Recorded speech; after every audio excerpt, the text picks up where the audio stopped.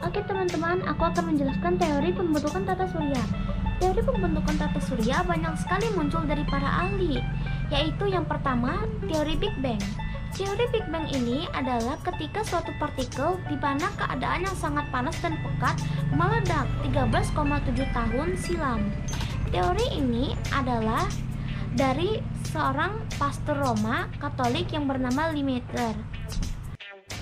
Teori selanjutnya yaitu teori kabut, atau kita bisa sebut dengan teori nebula. Teori nebula ini berasal dari Immanuel Kant pada abad ke-18, lalu diperkuat dengan Marquis de Laplace atau teori Kant-Laplace.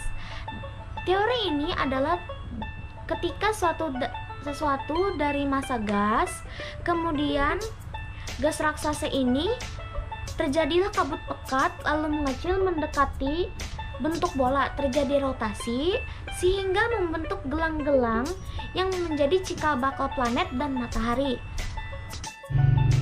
Teori selanjutnya yaitu teori planetesimal. Planetesimal ini menurut Thomas C. Chamberlain dan Forrest R. Moulton.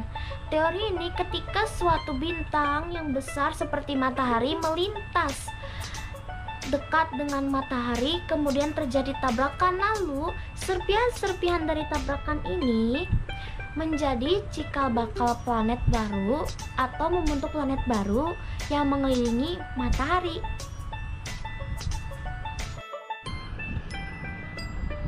Kemudian teori selanjutnya yaitu teori pasang surut menurut Sir James Jeans dan Sir Harold Jeffrey, yaitu ketika suatu bintang dan matahari ini melintas lalu membuat planet baru, namun serpihan-serpihan ini mirip seperti cerutu. Nah, yang mirip seperti cerutu ini adalah cikal bakal planet baru dan cikal bakal matahari.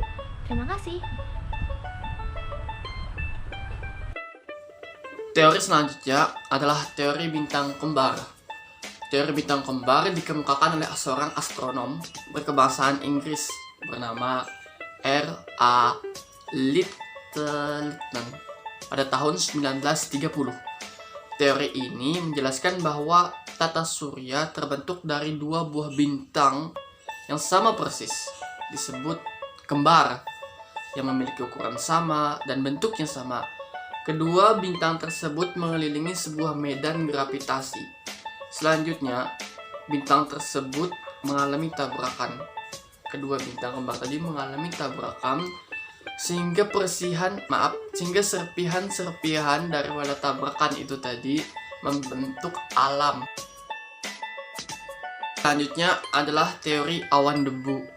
Pada tahun 1940, astronom Jerman bernama Carl von Weizsäcker mengemukakan suatu teori yang dikenal dengan teori awan debu. Teori ini disempurnakan oleh Gerald P. Kuiper dan Subrahmanyan Chandrasekhar. Teori awan debu menyatakan bahwa tata surya ini terbentuk dari gumpalan gas dan debu. Salah satu gumpalan awan mengalami perampatan atau pemadatan di bagian intinya sehingga membentuk planet-planet. Selanjutnya yang ketujuh adalah hipotesis Kuiper. Seorang astronom bernama Gerald P. Kuiper mengemukakan sebuah hipotesis yang dikenal dengan nama hipotesis Kuiper. Hipotesis ini menyebutkan bahwa tata surya terdiri atas formasi bintang-bintang. Menurutnya di dalam formasi tersebut ada dua pusat yang memadat, kemudian berkembang menjadi awan hidrogen. Pusat yang lebih besar juga mengalami pemadatan atau pemampatan menjadi bintang tunggal yang disebut dengan matahari. Selanjutnya, asal-usul alam semesta menurut Quran. Tinjauan Al-Quran mengenai penciptaan alam semesta yang pertama. Dalil yang pertama adalah Quran surah Al-Anbiya ayat 30. Awalam yaral ladzina kafaru anna samawati wal ardh Quran mengenai alam semesta. Salah satu dalil di Al-Quran yang menjelaskan tentang alam semesta adalah di Quran surah Al-Anbiya ayat 30. Bismillahirrahmanirrahim. أولم ير الذين كفروا أن السماوات والأرض كانتا رتقا ففتقناهما وجعلنا من الماء كل شيء حياة أفلا يؤمنون.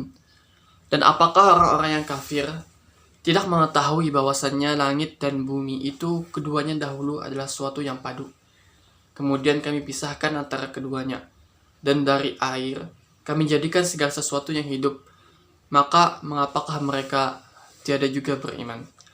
Tafsir Misbah Quraisy Shihab mengenai ayat tersebut adalah bahwasannya apakah mereka yang kafir itu buta hingga tidak mengetahui bahwa langit dan bumi itu pada awalnya penciptanya adalah suatu kesatuan dan saling melekat satu sama lain. Lalu dengan kekuasaan kami pisahkan. Tidak melihat pula apakah mereka bahwa dari air yang tak mengandung kehidupan, kami dapat membuat segala sesuatu menjadi hidup. Lalu setelah itu mereka tetap juga membangkang dan tidak percaya bahwa tiada Tuhan selain kami. Ayat ini mengungkap konsep penciptaan planet termasuk bumi yang belakangan dikuatkan oleh penemuan ilmu pengetahuan mutakhir dengan teori-teori modernnya. Dalam konsep itu dinyatakan bahwa pada dasarnya bumi dan langit merupakan satu kesatuan yang bergabung satu sama lain. Perkenalkan, nama saya Hana Dwi Kartika dengan NIM 19.12532000099. Di sini saya akan membahas mengenai matahari. Matahari adalah salah satu dari jutaan bintang di alam semesta. Bintang yang sering disebut raksasa cemerlang merupakan bola gas pijar yang sangat panas. Kemudian matahari memiliki 3 lapisan. Yang pertama inti matahari, yang kedua zona radiatif, dan yang ketiga zona konvektif. Kemudian fenomena di permukaan matahari, yang pertama ada lidah matahari atau prominensia, kemudian kedua ada bintik matahari atau spot, kemudian yang ketiga badai matahari atau flood. Kemudian planet-planet di tata surya. Yang pertama yaitu Merkurius, Venus, Bumi, Mars, Jupiter, Saturnus, Uranus, dan Neptunus. Kemudian planet-planet kerdil. Kemudian klasifikasi planet berdasarkan material penyusunan dan ukurannya. Yang pertama ada planet Jovian atau Kin planet, merupakan planet-planet raksasa ukuran besar. Planet-planet yang dimaksud ialah Jupiter, Saturnus, Uranus, dan Neptunus. Kemudian yang kedua ada planet terestrial. Para ahli menyebut jenis planet terestrial dengan nama planet kebumian karena memiliki karakteristik seperti bumi. Planet-planet yang dimaksud ialah Merkurius, Venus, Bumi, dan Mars. Kemudian berdasarkan jarak dengan matahari, planet dibedakan menjadi 2 jenis. Yang pertama, planet dalam merupakan planet yang memiliki jarak rata-rata ke matahari lebih pendek. Jaraknya lebih kecil atau sama dengan 150 km. Planet dalam meliputi Merkurius, Venus, dan Bumi. Kemudian yang kedua ada planet luar, yaitu planet yang memiliki jarak rata-rata ke matahari lebih panjang. Jaraknya lebih besar dari 150 juta kilometer. Planet luar terdiri atas Mars, Jupiter, Saturnus, Uranus, dan Neptunus. Mengungkap rahasia planet melalui hukum Capeller. Seiring dengan perkembangan pengetahuan mengenai benda-benda angkasa, Johannes Capeller, seorang ahli matematika dan astronomi, berhasil merumuskan hukum dasar tentang pergerakan planet-planet di tata surya. Hukum Capeller 1. Lintasan orbit setiap planet ketika mengelilingi matahari berbentuk elips di mana matahari terletak pada salah satu fokusnya. Hukum Capeller 2. Berbunyi vektor radius suatu planet akan menempuh luas yang sama untuk selang waktu yang sama. Hukum Capeller 3. Berbunyi kuadrat skala ether planet berbanding lurus dengan pangkat 3 jarak rata-rata planet ke matahari. Anggota tata surya. Yang pertama, matahari. Matahari merupakan sebuah bintang yang jaraknya paling dekat ke bumi. Jarak rata-rata bumi ke matahari adalah 150 km. Kedua, komet. Komet juga disebut dengan bintang berekor adalah benda langit yang garis edar atau orbitnya sangat lonjong. Ketiga, meteor. Meteor adalah benda angkasa berupa pecahan batuan angkasa yang jatuh dan masuk ke dalam atmosfer bumi. Asteroid. Asteroid dinamakan juga planet minor atau planetoid. Asteroid mengisi ruangan yang berada di antara Mars dan Jupiter. Planet. Suatu benda gelap yang mengorbit sebuah bintang. Planet ditentukan oleh para ahli astronomi melalui serangkaian pengamatan dan penelitian selama ribuan tahun. Lubang hitam. Kawasan ruang angkasa di mana segala sesuatu terhisap ke dalamnya dan tidak kembali. Lapisan bumi. Secara struktur bumi dibagi menjadi 3 lapisan, yaitu kerak bumi, selimut bumi, dan inti. Kerak bumi. Kerak bumi merupakan lapisan kulit bumi yang paling luar. Lapisan ini berupa silikat, aluminium, kalatum, dan natrium. Kerak bumi terdiri dari 2 jenis, yaitu kerak benua dan kerak samudra. Selimut bumi. Selimut bumi atau selubung bumi merupakan lapisan yang letaknya di bawah lapisan kerak bumi. Ketiga, litosfer merupakan lapisan terluar dari selimut bumi dan tersusun atas materi-materi terutama batuan.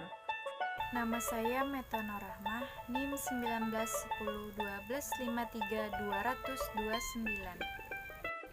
Revolusi bumi. Perputaran bumi mengelilingi matahari.